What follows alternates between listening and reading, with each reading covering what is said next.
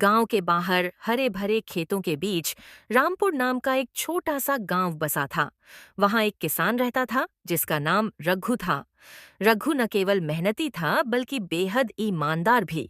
उसकी सादगी और सच्चाई के चर्चे पूरे गांव में मशहूर थे। चाहे कैसी भी मुश्किल हो, रघु हमेशा सच का साथ देता था।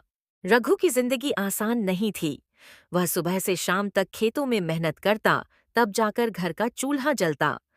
बारिश कम हो या ज्यादा, फसल खराब हो या अच्छी, रघु अपनी ईमानदारी नहीं छोड़ता था।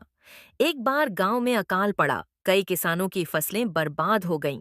कुछ किसान बाजार में नकली अनाज बेचने लगे, पर रघु ने ऐसा नहीं किया। उसने अपने बचे हुए अनाज को उचित दाम पर बेचने का फैसला किया, भले ही उसे नुकसान हुआ। गांव के सरपंच ने उसे बुलाकर कहा, रघु, अगर तुम भी नकली अनाज बेचोगे तो ज्यादा पैसे कमा सकते हो।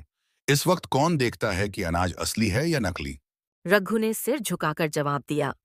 सरपंच जी, पैसा भले ही कम मिले, लेकिन मेरा ईमान तो सलामत रहेगा। मैं अपने बच्चों को ये सिखाना चाहता हूँ कि सच्चाई का रास्ता ही सबसे अच्छा होता है। एक दिन रघु अपने खेत में काम कर रहा था। सूरज ढलने को था और वह अपने बैलगाड़ी में अनाज भरकर बाजार जाने की तैयारी कर रहा था। तभी उसे खेत के पास एक चमचमाती थैली मिली। उसने उसे उठाया और देखा कि थैली सोने के सिक्कों से भरी हुई थी।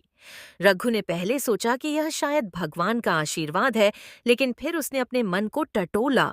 ये सिक्के मेरे नहीं हैं। किसी का नुकसान हुआ होगा। मुझे इसे वापस लौटाना चाहिए। वह थैली लेकर सरपंच के पास गया और पूरी घटना बताई। सरपंच ने कहा, तुम बहुत ईमानदार हो रघु। मैं इस थैली के असली मालिक को ढूंढने की कोशिश करूंगा। इस घटना के बाद रघु की ईमानदारी की चर्चा हर जगह होने लगी। गांव के लोग उसकी तारीफ करने लगे। कुछ लोगों ने कहा, अगर हम होते तो इतना सोना देखकर चुपचाप रख लेते। लेकिन रघु का जवाब हमेशा एक जैसा होता। जो हमारा नहीं है, उसे रखना चोरी के बराबर है। कुछ दिनों बाद एक अमीर व्यापारी गांव में आया। उसने बताया कि सोने की थैली उसकी है, जो रास्ते में गिर गई थी। सरपंच ने उसे रघु के बारे में बताया। व्यापारी ने रघु से मुलाकात की और उसे बहुत सारा इनाम देने की पेशकश की। लेकिन रघु ने इनाम लेने से इनकार कर दिया। उसने कहा, मुझे ईमानदारी के लिए इनाम की जरूरत नहीं। यह तो मेरा कर्तव्य था। व्यापारी ने जोर देकर कहा, तुम्हारी ईमानदारी ने मुझे बहुत प्रभावित किया है। कृपया इसे स्वीकार करो। आखिरकार गांव वालों के कहने पर रघु ने कुछ अनाज और एक बैल स्वीकार कर लिया। व्यापारी ने जाते जाते कहा, काश दुनिया में हर कोई तुम्हारे जैसा होता। रघु की ईमानदारी ने उसे गरीब नहीं बनाया बल्कि और अमीर कर दिया। गांव के लोग उसकी इज्जत करने लगे और उसकी मदद के लिए हमेशा तैयार रहते। सरपंच ने उसे पंचायत का सदस्य बना दिया ताकि वह अपने सिद्धांतों से पूरे गांव को प्रेरित कर सके।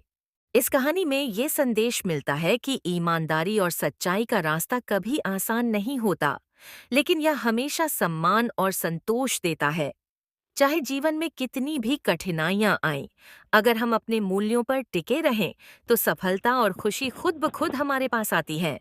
रघु का जीवन एक मिसाल था और उसकी कहानी हर किसी को ईमानदारी और सच्चाई की राह पर चलने की प्रेरणा देती है।